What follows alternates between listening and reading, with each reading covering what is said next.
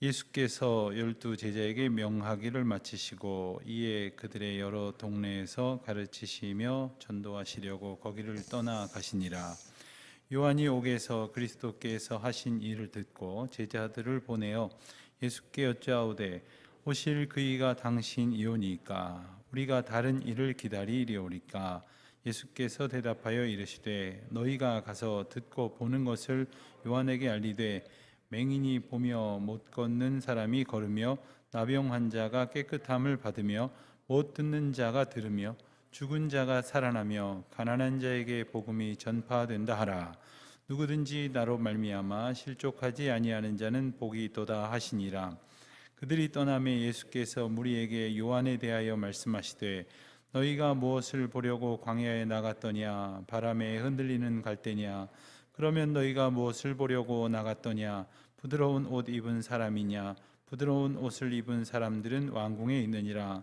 그러면 너희가 어찌하여 나갔더냐? 선지자를 보기 위함이었더냐? 옳다. 내가 너희에게 이르노니 선지자보다 더 나은 자니라. 기록된 바 보라, 내가 내 사자를 내 앞에 보내노니 그가 내 길을 내 앞에 준비하리라 하신 것이 이 사람에 대한 말씀이니라.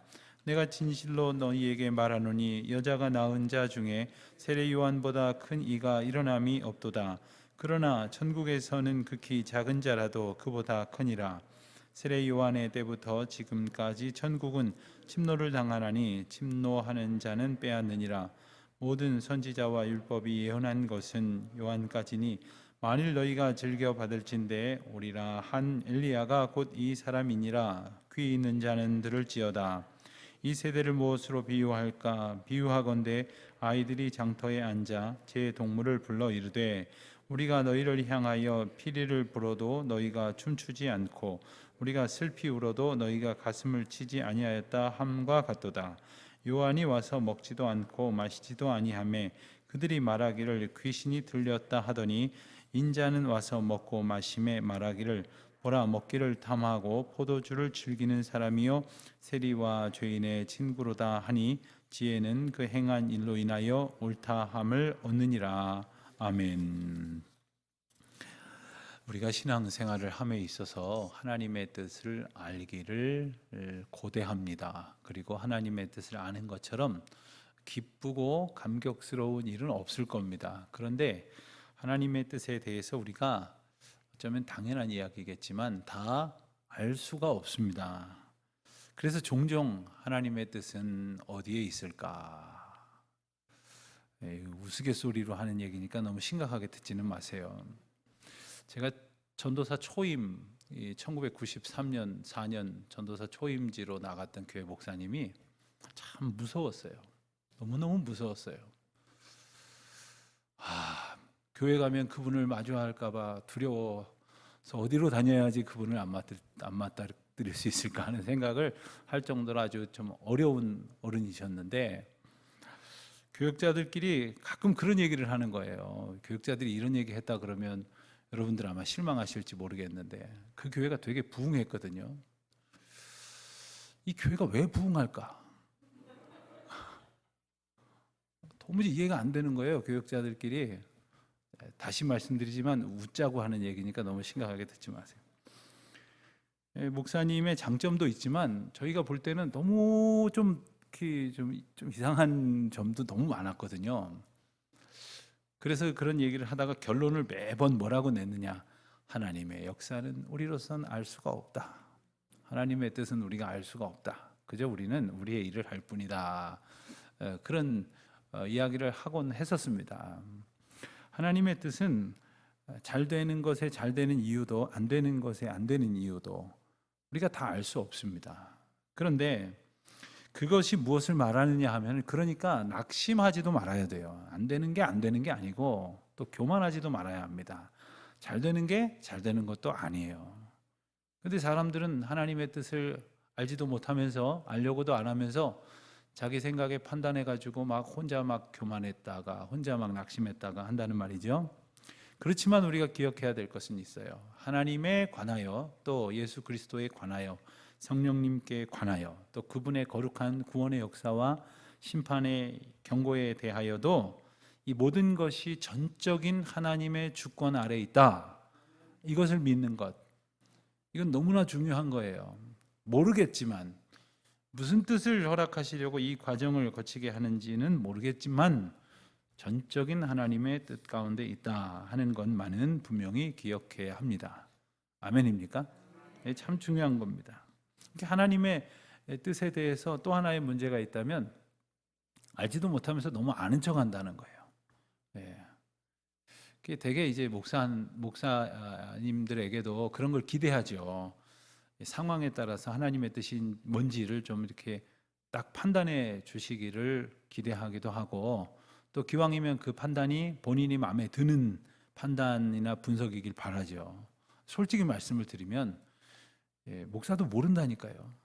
목사가 하나님의 말씀을 증거하고 선포하고 그리고 해석하는 일을 하지만 그때그때 하나님께서 역사하시는 과정 가운데 있는 뜻을 다 알 수가 없어요. 물론 하나님 앞에 먼저 무릎 꿇고 기도하고 알아가기를 힘쓰면서 조금 더 하나님의 뜻을 이제 발견해 가는 은혜를 먼저 얻게 될 때가 있습니다만 꼭 그렇다고 말할 수만은 없는 겁니다. 그러니까 우리가 목사든 혹은 목사가 아닌 교인이든 간에 우리가 모르는 게 너무 많다라는 사실을 잊어버려서는 안 돼요. 가끔 모른다가 아니라 가끔 안다예요. 거의 다 모르고 가끔 아는 거예요. 그러니까 모르는 거를 인정해야 돼요. 모르는 것을 또 너무 낙심해도 안 돼요. 모르는 것이 당연한 거예요. 자, 모르는 사람에게 주시는 은혜가 있어요. 그건 뭐냐면 의문을 갖는 거예요. 이 공부를 잘하는 학생은 질문을 많이 한다고 하지 않습니까? 질문을 많이 하기 위해서는 모르는 거를 알아야 되고 또 모르는 게 뭔지를 알아야 돼요. 아는지 모르는지도 모르고 또 뭘 모르는지도 모르면 지가 아는지 모르는지를 모를 뿐 아니라 뭘 질문해야 할지도 모른다는 거거든요. 그러니까 우리 하나님 앞에 의문을 갖는다는 것은 너무나도 당연한 것이고 그건 귀한 거예요. 하나님, 이건 잘 모르겠는데 어떻게 하시려고 이러십니까? 하나님의 뜻은 어디에 있습니까? 이런 의문을 갖는 것은 너무나 소중한 것인데, 그러기 위해서는 내 생각, 내 판단 다 내려놓고 오직 하나님의 뜻만을 구하는 겸손한 자세가 우리에게 있어야 할 것입니다. 성경을 보면 성경 속에 등장하는 많은 인물들이 그랬어요. 아브라함 같은 분을 떠올려 보십시오. 하나님께서 약속을 하시고 믿음의 조상으로 부르셨는데 사실은 75세에 아브라함의 부름을 받고 175세 세상을 떠났으니까 75세 이전은 빼고 하나님의 전적인 부르심 가운데 동행하였던 횟수가 100년이에요. 근데 성경을 꼼꼼히 보면 하나님께서 구체적으로 나타나셔서 계시하신 사건이 아주 약간의 그 작은 사건까지 포함해도 10번이에요. 10번. 그러니까 10년에 한 번 나타나신 거예요. 물론 그 사이에 하나님의 뜻과 교제해가는 과정이 생략된 부분이 많이 있겠지만 아브라함 같은 사람도 10년에 한 번씩밖에 정확하게 나타나셔서 말씀하시는 일이 없었다고 한다면 우리 같은 사람에게는 어떻겠어요? 하나님께 아브라함처럼 그렇게 늘 집중하지도 않았고 그리고 마음대로 교만했다 낙심했다 그러는 우리는 오죽하겠느냐는 거죠.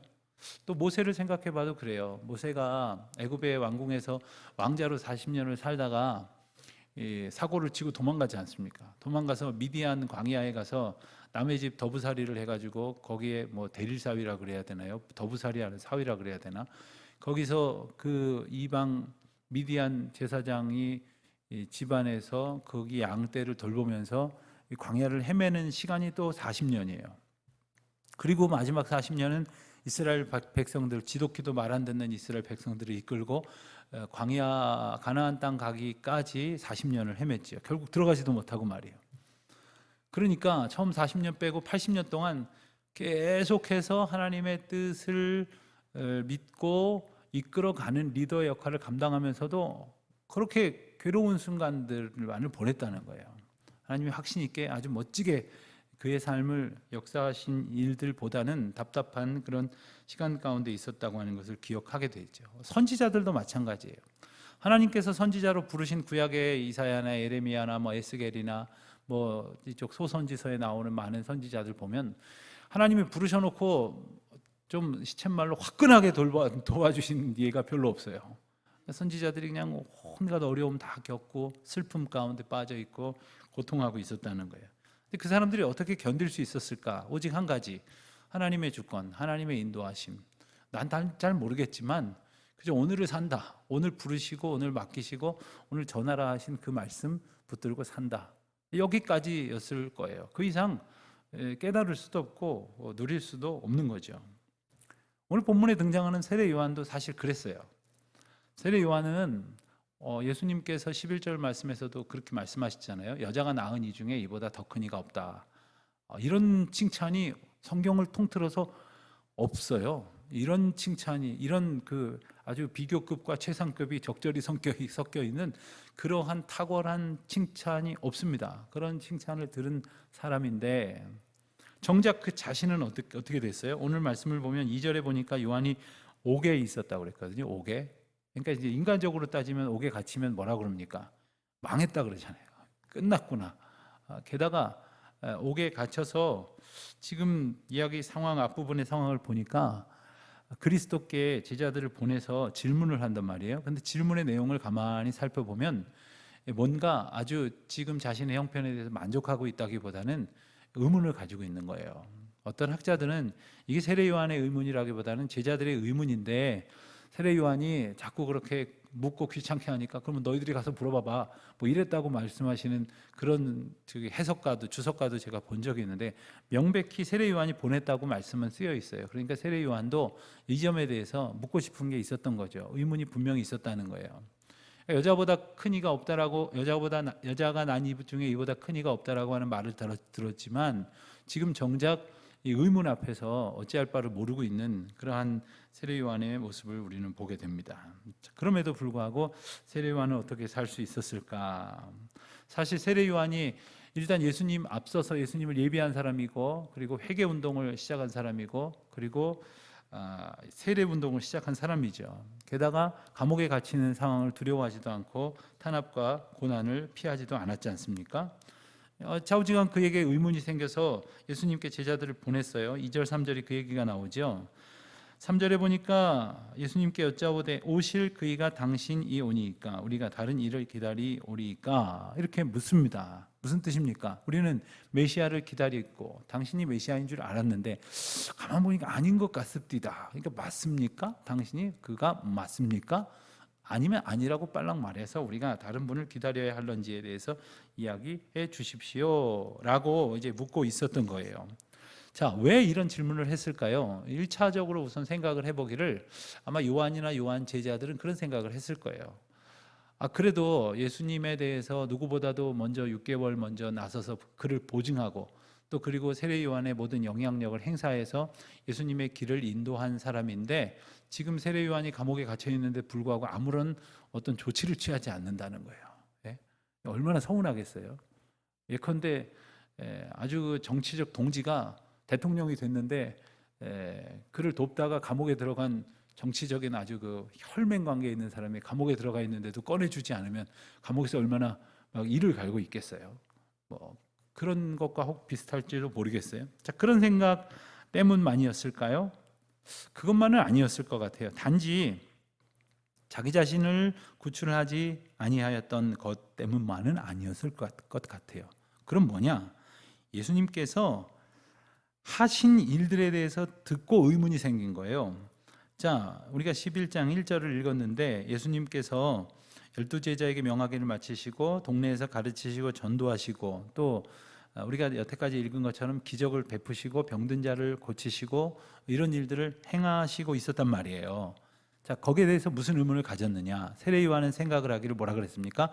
회개하라, 천국이 가까웠느니라. 그 얘기는 뭐예요? 회개 안 하면 곧 엄청난 구원과 심판의 사건이 있을 것이다 라고 예언을 했는데 예수님이 오시면 바로 그런 아주 구체적인 대변혁의 사건이 일어날 줄 알았는데 예수님께서 천국 복음 전하시고 병든 자 고치시고 이런 일들만 계속하셨지 아주 진짜 화끈한 세상을 확 뒤집는 그러한 심판을 하지 아니하시더라는 거예요. 그러는 동안에 당대에 정말로 세례 요한 마음 가운데에서 뒤집어 엎어서 벌 받아야 될 이들은 아직 멀쩡하게 있다는 거죠. 게다가 자기 같은 사람은 감옥에 있고 말이죠. 자, 여러분 한번 생각을 해보세요. 예수님께서 하신 일이 어떤 의미가 있을 것이다 라고 생각하기보다는 내가 생각한 것과 다르게 움직인단 말이에요. 그러니까 의문을 갖는 거예요. 왜요? 내가 생각한 것이 기준이 되니까 뭔가 문제가 있다고 생각하니까 의문을 갖는 거예요. 여러분, 우리는 우리가 생각하는 것대로 누군가가 움직이지 않으면 잘못됐다고 생각하고 의문을 가져요. 왜 저러지? 왜 저러고 있는 거지? 근데 이게 다 자기 각도에서, 시각에서 생각을 한단 말이에요. 우리나라 사람들은 이 정치에 관해서 관심이 많은 건지 아니면 너무 시달려서 그러는지 정치에 대한 어떤 상황 파악은 굉장히 많아요. 그런데 이것이 객관적이지 않다 보니까 모두가 다 정치 평론가예요. 기껏 본 거는 신문 한 30분 읽고 뉴스 한 30분밖에 안 봐놓고 하루 종일 얘기할 정도로 전문가예요. 윤석열이는 왜 그러고 뭐 누구는 왜 그러고 뭐 도대체 왜 자기가 봤을 땐 이래야 되는데 이러고 저래야 될 땐 저러고 뭐 하고 싶은 말이 너무 많아요. 자기가 다 기준이 됐기 때문에 그렇죠. 세례 요한도 예수님이 도대체 왜 그러냐는 거예요. 예수님이 이렇게 할 줄 알았는데 왜 저렇게 하느냐라는 의문을 갖고 있는 거예요. 그런데 세례 요한을 보면서 우리가 그 생각을 하게 될 것 같아요. 우리는 안 그러냐는 거예요. 도대체 하나님이 이렇게 해주셔야 되는데 왜 도대체 왜 세상이 이러냐고 말이야. 저 악인은 저 벌 좀 받아야 마땅할 것 같은데 왜 멀쩡히 살려두냐고. 왜 의인은 고난을 받냐고. 왜 교회는 왜 세상으로부터 조롱을 받냐고. 이만하면 괜찮은데 왜 나는 하나님이 복을 더하여 주시지 않느냐고. 이런 기준을 자꾸 얘기하는 거죠. 자, 요한이 그래서 여러 가지 의문을 가졌는데 아까 말씀드린 것처럼 의문 자체가 복이라는 것을 우리가 좀 알아야 돼요. 왜냐하면 의문을 가질 때 엉뚱한 데 가서 물으면 안 되지만 그걸 예수님 앞에 다른 내 생각 내려놓고 여쭌다고 하면 그 다음은 예수님께서 주시는 답을 얻게 되는 거거든요. 그러니까 의문은 은혜의 시작이다 하는 생각을 가질 수 있어야 됩니다. 그리고 그 의문은 하나님의 인도하심을 바르게만 받으면 하나님을 제대로 알아가는 길로 들어서게 될 것입니다. 자, 예수님 뭐라고 그러신지 한번 볼까요? 4절에 보니까 예수께서 대답하여 이르시되 너희가 가서 듣고 보는 것을 요한에게 알리되 맹인이 보며 못 걷는 사람이 걸으며 나병한 자가 깨끗함을 받으며 못 듣는 자가 들으며 죽은 자가 살아나며 가난한 자에게 복음이 전파된다 하라. 무슨 말씀입니까? 세례 요한한테 가서 전하라 이거예요. 한마디로 얘기하면 예수님이 하신 일, 그 일이 어떤 결과가 있게 될 것인지에 대해서 너 본 대로 들은 대로 가서 전하라 이렇게 말씀을 하시는 거예요. 즉 예수님의 예수님 되심을 증거하는 거예요. 또 예수님께서 예수님으로서 하실 일들을 하셨다는 것을 분명히 알게 하는 거예요. 그러니까 세례 요한은 지금 예수님이 예수님인 줄 의문하고 있다는 거예요. 예수님이 하시는 일을 보면서 예수님이 하시는 일인 줄을 전적으로 받아들이지 못하고 있다는 거죠. 그 부분을 다시 한번 이제 분명히 짚어주는 거죠. 여러분, 우리는 여러 가지 상황을 겪으면서 사실 그 본질을 생각해야 합니다. 이 세례 요한이나 그 제자들이 예수님을 보면서 예수님을 생각했어야 돼요. 예수님을 보면서 자기들이 생각했던 예수님이라는 분에 대해서 생각을 더 앞세우다 보니까 저분 왜 저러지 이렇게 나온 겁니다. 또 예수님이 하신 일을 보면서 하나님이 하시는 일을 생각해야 되는데 자기들의 기대로부터 보니까 왜 저런 일을 하시지? 라고 말하려고 하는 거예요. 자, 우리가 어떤 문제를 보면 그 본질을 생각해야 한다는 것 가운데 가령 병에 걸리고 생명에 대해서 생각을 해보게 된다면 생명에 대해서 생각을 해야죠. 가령 어려움을 겪으면 평안에 대해서 생각할 수 있어야 합니다. 교회가 위기를 겪으면 교회가 뭔가에 대해서 생각을 해야 돼요. 교회는 어때야 되는가에 대해서 생각을 해야 돼요. 또 우리가 건축을 앞두고 있는데 건축이라는 은혜의 과정을 놓고 본다면 건물을 세우는 것과 함께 교회 공동체를 세우는 것에 대해서 생각을 해야 돼요. 그렇지 않고 그냥 건물을 세우는 것에 대해서 생각을 하면 저기 보이는 저 교회 건물과 저기 보이는 저 교회 건물보다 더 근사한 건물을 지으려고 한단 말이에요. 그러나 교회를 세우게 하신 하나님의 은혜 앞에서 우리는 공동체를 세우게 하시는 하나님의 특별한 은혜를 발견하고 그리고 그것을 보기를 소원해야 돼요. 그래서 건물도 세우면서 교회 공동체도 바르게 서가는 것을 꿈꾸고 기도해야 돼요. 아무도 안 해도 그것을 깨닫는 사람부터는 기도하기 시작을 해야 된다는 거예요. 그래야 건물도 서고 공동체도 서는 거예요. 아니, 돈은 있어서 건물은 섰는데 공동체가 박살이 나면 어떡하자는 거예요. 그리고 건물은 세워졌는데 교회 공동체가 어떻게 서가는지에 대해서 아무도 관심을 기울이지 않으면 그 건물이 나중에 뭘로 쓰여질지 모르는 거예요. 우리가 하나님의 은혜 가운데에서 본질을 생각할 수 있어야 한다는 거죠. 자, 신앙생활을 하다가 시험에 들 때가 있어요. 그러면 정말 하나님의 은혜와 믿음이 뭔지를 생각을 해야 되는 거 아닙니까? 자, 과연 세례 요한과 그 제자들은 이 생각지도 못한 위기 가운데에서 하나님의 인도하심과 본질을 생각을 하지 않다 보니까 의문을 가졌고, 의문 때문에 질문을 했지만 질문을 통해서 예수님의 대답을 얻었어요. 그러면서 예수님이 6절에서 뭐라고 말씀하시는지를 들어보면, 누구든지 나로 말미암아 실족하지 아니하는 자는 복이 있도다, 이렇게 말씀하셨어요. 자, 왜 이렇게 말씀하셨을까요? 예? 왜 이렇게 말씀하셨을까요? 예. 인터넷에 중계방송이 된다고 대답을 안 하시는 거죠, 지금? 예? 실족하는 사람이 있었기 때문에 이렇게 말씀하시는 거예요. 실족하는 사람이 없으면 뭐 하려고 이렇게 말씀하셨겠어요? 예수님이 말씀하셨고 예수님이 행하신 일을 보여줬는데 왜 실족하는 사람이 있느냐? 자기 생각대로 예수님을 보다 보니까 실족이 되는 거예요. 예수님마저도 자기 생각대로 움직이려고 그러는 거예요. 그러니 자기 생각이 기준이 되어 있는 자는 실족하게 되니, 이 말씀은 뭐냐면 자기 생각대로 걸려 넘어지지 않도록 하라 하는 거죠. 자기 생각대로 주님을 따르려면 걸려 넘어질 수밖에 없는 거예요. 우리가 주님을 따른다고 하지만 과연 주님이 원하시는, 기뻐하시는 뜻대로 주님 앞에 합당한 순종으로 나아가고 있느냐, 아니면 그냥 자기 마음대로 생각하다가 오해하고 실족하고 걸려 넘어지느냐. 그러면 걸려 넘어지는 구체적인 사례가 7절 이하에 나오는 거예요. 자, 7절에 보니까 그들이 떠났어요. 세례 요한이 보내서 질문을 한 사람들이 떠났어요. 그래서 예수님께서 군중들에게, 예수님 곁에 있었던 군중들한테 말씀하셨어요. 세례 요한에 대해서 말씀하시기를, 자, 너희가 무엇을 보려고 광야에 나갔더냐 이랬어요. 자, 광야에 누가 있었습니까? 세례 요한이 있었죠. 그러니까 세례 요한의 활동 부대는 사실 광야였어요. 그러니까 세례 요한이 사람들 많은 곳으로 간 게 아니라 세례 요한의 원래 있던 본거지가 광야인데 사람들이 그리 갔단 말이에요. 그것은 곧 세례 요한의 이 영향력이 이미 발동이 됐다는 거죠. 세례 요한을 보러 갔는데 왜 갔냐고 물으시는 거예요. 왜 갔냐 하는 거죠. 왜 갔냐. 조용기 목사님 돌아가셨잖아요. 조용기 목사님 생전에 저도 기억나는, 조용기 목사님이 강사로 나오는 집회에 몇 번 간 기억이 나요. 어릴 적도 있었고, 꽤 커서도 이제 그런 집회에 간 적이 있는데, 사람들이 언젠간 여의도 광장에서 모이는데 사흘 집회를 하는데, 사흘 중에 이 목사님이 월요일하고 수요일인가 이렇게 나오시고, 화요일 날은 이제 다른 분이 나오시는데 화요일 날은 푹 줄었더라고요. 저는 3일 내내 갔는데 월 수는 굉장히 많은데 화요일은 줄었어요. 그래서 제가 속으로 어린 마음에 그런 생각을 했어요.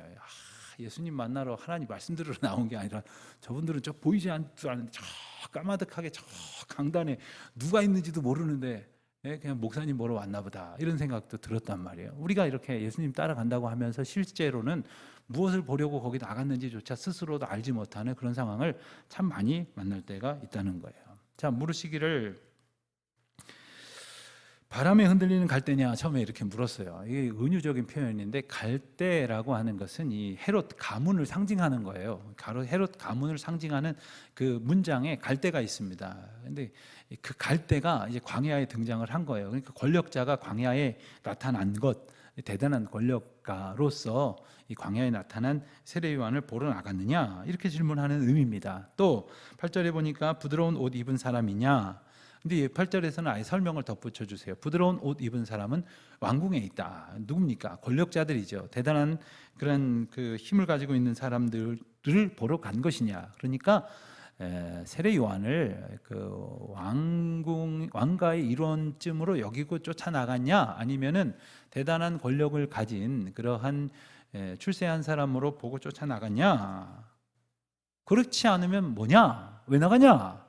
무엇을 보려고 광야에 나갔느냐? 선지자를 보러 나갔느냐? 옳다. 그가 선지자다. 이렇게 말씀하신 거예요.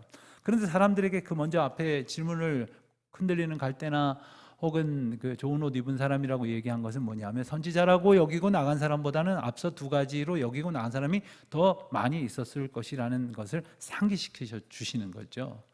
여러분, 우리가 교회 나가는 것도 마찬가지예요. 우리 기도하러 나가는 것도 마찬가지예요. 오늘 저녁에 우리가 기도하러 나오셨는데 한번 그 질문 한번 해보세요. 무엇을 보려고 교회 나갔느냐? 예컨대 교회 와서 봉사하시다가 가령 좀 섭섭한 이야기 남들한테 들으시는 분들이 있어요. 그래서 나 속상해서 나 교회 봉사 못하겠다. 봉사만 안 할 것이지 나 교회 못 나가겠다. 뭐 교회만 안 나올 것이지 공동체 깨고 막 이러는 사람들이 있어요. 자, 그런 사람들한테 물어야 될 거예요. 도대체 뭘 보려고 교회를 나간 거예요? 무엇을 보려고 교회 가서 직분을 맡고 봉사를 한 거예요? 다시 말해서 무슨 좋은 소리를 듣겠다고 그러는 거예요. 그 소리 듣고 싶어서 나갔는데 그 소리 듣지 못하니까 속상하고, 속상하니까 화내고, 화내니까 남들한테 있는 대로 없는 대로 성질 다 보이고, 공동체가 이리 가는지 저리 가는지도 모르고 자기 성질대로 하는 거예요. 참 생각해 봐야 돼요. 우리가 무엇을 보려고 광야에 나아갔는가? 세례 요한을 통해서 하나님의 메시지를 보려고 나갔다는 것을 잊지 않으면 자꾸 그 생각하는 거예요. 왜 세례 요한이 감옥에 갇혀 있지? 뭐가 잘못된 거 아니야? 그를 통한 메시지를 듣지 않으려고 하고 무엇을 보려고 갔는지를 스스로 망각하고 있다는 것이죠. 예수님은 요한에 대해서 7절과 8절처럼 이렇게 말씀을 하시면서 사람들에게 그가 현재 보여지는 모습이 아니라 그가 무엇을 위해서 왔고 무엇을 위해서 메시지를 선포했는지 그의 본질에 대해서 분명히 알도록 말씀하시는 거예요. 그는 갈대처럼 대단한 권력자로서 나타나는 것도 아니고 그는 또 좋은 옷 입은 사람으로 편한 사람으로 나타나는 것도 아니라 그는 선지자라는 거예요. 그는 선지자다. 그러니까 선지자가 돼가지고 이런 좋은 권력자나 좋은 옷 입은 사람 모습 보이지 않는 게 당연하다는 것을 말씀하시는 것이죠. 어쩌면 그가 겪는 옥고는 당연한 숙명인지도 모른다는 거예요. 여러분, 우리가 그리스도인으로서 산다는 것은 예수 그리스도를 따라가는 길이고 그리스도께서 걸어가신 그 길은 고난이요 십자가의 길임에도 불구하고 때로는 우리가 그런 길이 아닌 막 건강하고 행복하고 부자되고 사람들이 다 부러워하는 그런 길을 가려고 하다 보니까 그런 길로 인도하시지 않을 때마다 주님 어쩌시려고 이러십니까? 주님 뜻은 알다가도 모르겠습니다. 자꾸 이런 소리만 하게 된다는 것이죠. 자, 11절 말씀을 아까 본 거 다시 한번 본다면 세례 요한을 가리켜서 여자가 낳은 자 중에 이보다 큰 자가 없다 하는 이 말씀은 사실 세례 요한은 대단해 끝 이걸 말씀하시는 것이 아닙니다. 요한보다 더 큰 자가 있다는 말씀을 하시려는 거예요. 요한이 제일 큰 자다 끝 이게 아니라 그렇다면 거기서 끝나야 되는데 그 다음에 말씀이 어떻게 이어집니까? 11절 말씀에 보면 그러나 천국에서는 그렇게 작은 자라도 그보다 크니라 이런 말씀을 하세요. 그러니까 단지 세례 요한의 대단하다는 말씀만 하시려면 그 뒤는 안 나와야 되는데 그 뒤가 나온 거는 뭐예요? 천국에 들어간 사람들이 어떤 사람들이냐 이 말씀을 하시는 거죠. 여러분, 세상에서는 큰 자, 작은 자 이런 관점으로 이렇게 보고 있어요. 조용기 목사님 얘기 하나만 덧붙이면 조용기 목사님 돌아가신 얘기를 그 도화 신문들이 다 기록을 했는데 이걸 다 찾아봤어요. 제가 웬만한 신문들은 다 통신사들은 다 찾아봤는데 참 씁쓸했던 것은 뭐냐면 오히려 일반 언론이 더 객관적으로 쓰고 소위 기독교계의 언론이라는 언론들이 큰 종이 큰 종은 사실 제가 더 큰 종이죠. 조영기 목사님 제가 옆에서 봤는데 요만해요. 제가 훨씬 더 큰 종이에요. 제가 거의 우리 교단에서 제가 아주 거의 제일 큰 종일 겁니다.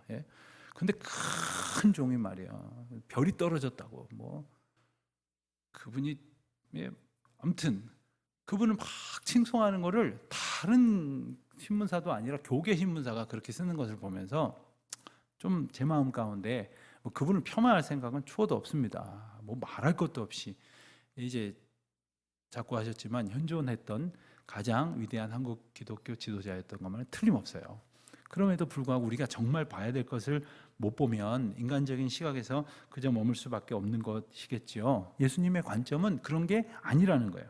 큰 거, 작은 거 여기에 있는 것이 아니고 그 행위로 따진다면 누구도 큰 자라고 칭함을 받을 수 있는 것이 아니라는 겁니다. 자, 그럼 열쇠는 뭐냐? 바로 천국에 있다는 사람들. 천국에서는 극히 작은 자라도 그보다 크니라. 천국에 있는 사람은 누굽니까? 천국에 있는 사람은 다른 건 몰라도 세상에서는 어떠한 성과나 어떠한 괄목할 만한 그러한 결과물들로 사람들에게 기억이 될는지는 몰라도 그가 지금 천국에 있다는 것은 예수 그리스도 복음에 붙들린 바 되어서 그리스도의 이름으로 믿음으로 천국에 이르렀다는 것을 확실히 말씀하시는 거잖아요. 그와 같은 사람이 큰 사람이라는 거예요. 그와 같은 사람은 가장 작은 자라도 그러니까 아주 인간적인 시각을 또 말씀하시는 거죠. 그렇다 하더라도 그가 귀하고 복된 사람이다라는 말씀을 하시는 거예요. 자, 12절 말씀을 보면 세례요한의 때부터 지금까지 천국은 침노를 당하나니 침노하는 자는 빼앗느니라. 자, 이 말씀은 어쩌면 마태복음 전체 중에서도 가장 난해한 구절로 이렇게 손꼽히는 구절이라고 학자들은 말을 합니다. 침노한다는 건 이제 쳐들어간다는 그런 뜻 아닙니까? 자, 그렇다면 천국은 쳐들어가야 되는 곳이냐? 우리 모두 천국에 쳐들어갑시다. 천국은 그런 곳이 결코 아니지 않습니까? 그런데 사람들이 심지어 하나님의 복, 하나님의 은혜, 천국에 들어가는 것마저도 이런 방식으로 생각하는 사람이 있다는 것을 말씀하시는 거예요. 그러니까 내 의지, 내 열심, 내가 누구보다 더 마치 쳐들어가는 그런 기세로 행하면 하나님께서 나에게 천국도 허락하실 것이고 복도 허락하실 것이다 라고 생각하는 사람들이 있다는 이야기를 하시는 거예요. 자, 우리는 어떠냐 하는 거죠. 목사들이 예를 들어서 목사들이 자, 조용기 목사님처럼 다 그렇게 유명해야만 천국 들어간다고 하면 뭐 그럴 분이 몇 분 되겠어요? 그게 아니라 물론 그것과는 다르게 우리가 진정 그리스도의 복음을 들은 자로서 하나님 나라에 합당하게 살아가야 되는 삶이 어떤 것인지에 대해서 온전히 바라고 깨닫지 못하면 무엇을 보려고 광야에 나갔는지조차 헷갈리는 사람처럼 살 수밖에 없다는 거예요. 그러니까 우리가 천국을 소망하는 사람으로 살아가는 사람으로 살지 않으면 우리도 그냥 남들한테 휩쓸려 갖고 마치 천국을 쳐들어가 가지고 반드시 천국 한 자리 쟁취해야 되고 그리고 거기 가서 아주 상급을 얻어야 되고 그리고 누구보다도 특히 내가 미워하는 우리 누구보다도 더 큰 자리에 내가 올라가야 된다고 생각을 해서는 안 될 것이라는 거죠. 그런 우스갯소리가 있어요. 어떤 목사님이 목사님들끼리 이야기하다가 내 꿈에 당신이 천국에 있는 걸 보았다고. 그랬더니 그분이 묻더래요. 그럼 우리 옆 교회 목사도 있습니까? 그러니까 그거 봤다고. 그이도 있다고. 누가 더 앞줄에 있습니까? 이렇게 묻더라는 거예요. 여러분, 우리가 천국을 사모한다고 말을 하면서도 정말 어떠한 천국을 생각하고 있느냐라는 말씀을 분명히 일러주시는 거죠. 또 15절에서 한 번 더 말씀하세요. 귀 있는 자는 들을지어다. 이 말씀은 주로 아주 이해하기 어려울 수도 있다라는 말씀을 하실 때 관용구로 주시는 말씀이죠. 우리가 이 말씀 가운데서 똑바로 정신을 차리고 들어야 할 이 메시지가 있기 때문에 15절 이하에서 하나의 비유를 말씀하세요. 비유하건대 아이들이 장터에 앉아 제동물을 불러 이르되 우리가 너희를 향하여 피리를 불어도 춤추지 않고 슬피 울어도 가슴을 치지 아니하였다 함과 같도다. 무슨 말일까요? 동조하지 않는 세상을 이제 지적하시는 말씀이겠어요. 여러분, 우리는 사실 하나님의 부르심 앞에 언제는 동조하고 언제는 동조하지 않느냐 하면 자기 마음에 들면 막 헌신하고 두 손 들고 막 따라가고 또 자기 마음에 안 맞으면 나 몰라라 한다 이거예요. 그리고 내 멋대로 내가 이렇게 봉사하면 하나님께 더 기쁨이 될 거고 하나님 영광을 드러낼 거라는 식으로 살아간다는 거예요. 이런 걸 천국을 침노하는 거라고 표현을 하는 거예요. 그러니까 자기 마음대로 살면서 그게 정말 하나님이 기뻐하시는 것이냐 행하는 그런 모습을 살아간다는 거죠. 어제 저는 한 선교사님을 만났어요. 그래서 제가 너무 감동을 받아가지고 참 오래간만에 같이 사람들 보는 눈도 아랑곳 안 하고 카페에 둘이서 손 붙잡고 남자 둘이서 막 기도하다 헤어졌는데 한참 기도하고 나서 눈을 뜨니까 사람들이 다 이러고 보더라고요. 저는 그 은혜의 눈빛으로 이해를 했습니다.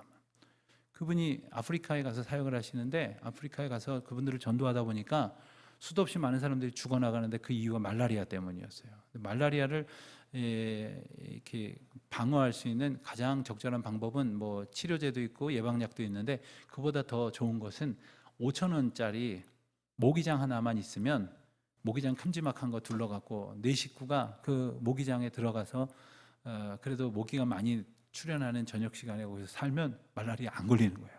5,000원짜리 모기장이 없어가지고 한 해에 몇천 명이 이제 말라리아로 죽어간다는 거예요. 아프리카 전역에서.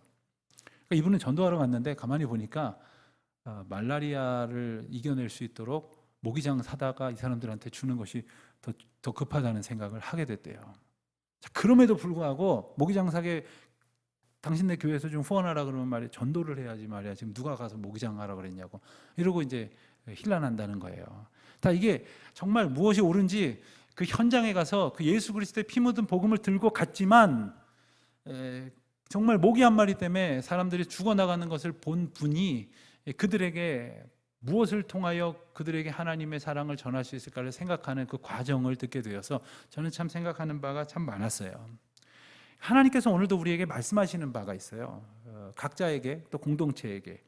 그런데 우리는 우리 생각과 다르다고 상당한 것들을 계속해서 거절하면서 살아요. 하나님께서 피리를 불어도 또 곡을 해도 지금 제가 그럴 기분이 아니거든요.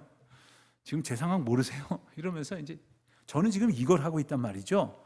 제가 볼 땐 이게 중요해요. 그러면서 이제 자기 식대로 살아가고 있는 사람들이 너무나 많다는 것입니다. 다시 오늘 이 질문 앞에 우리가 섰으면 좋겠어요. 그 백성들을 향해서 너희가 무엇을 보려고 광야에 나갔느냐 이렇게 물으셨던 것처럼 너희가 무슨 대단한 걸 보려고 오늘 교회에 나왔느냐? 오늘 뭘 대단한 은혜를 사모하느라고 오늘 또 성경을 폈느냐? 오늘 어떤 대단한 걸 바라느라고 우리가 이렇게 주님 앞에 머리 숙였는지 스스로 하나님의 말씀을 통해서 물을 수 있기를 바라고 정말 하나님께서 기뻐하시는 뜻 가운데 순종하며 살아가는 저와 여러분이 되시기를 간절히 바랍니다. 기도하겠습니다.